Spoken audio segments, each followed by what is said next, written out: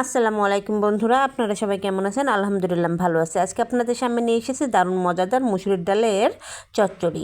তাহলে চলুন কথা না বাড়িয়ে দেখে নেওয়া যাক আজকে রেসিপি শুরুতে আমি মুসুরির ডালগুলোকে ধুয়ে নিয়েছি, তারপরে দিয়েছি আলু কুচি, দিয়ে দিলাম পেঁয়াজ কুচি, দিয়ে দিলাম তেজপাতা, আদা রসুনের পেস্ট, দিয়ে দেবো ধনিয়া গুঁড়া, দিয়ে দিলাম জিরা গুঁড়া, দিয়ে দিলাম সামান্য একটু মরিচের গুঁড়া, দিয়ে দিলাম হলুদের গুঁড়া ও স্বাদ মতন লবণ, দিয়ে এটাকে আমি ভালোভাবে মাখিয়ে নেব। সাথে দিয়ে দিয়েছি কাঁচামরিচ, দিয়ে এটাকে আমি ভালোভাবে মাখিয়ে নিয়েছি।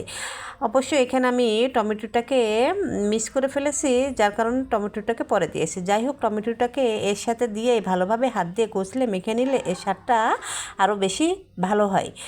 এখন আমি এটাকে সেদ্ধ হয়ে ওঠা পর্যন্ত রান্না করে নেব। সেদ্ধ হয়ে উঠে পর্যন্ত রান্না করে নেওয়া হয়ে গিয়েছে।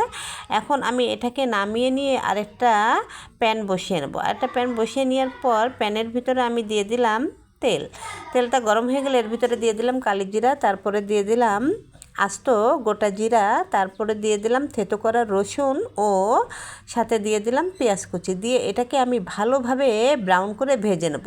ভালো করে ব্রাউন করে ভেজে নেওয়া হয়ে গেলে আমি এটাকে ডালের ভিতরে দিয়ে ডালটাকে আরও 2 থেকে 3 মিনিট আলতো আঁচে রান্না করে নেব।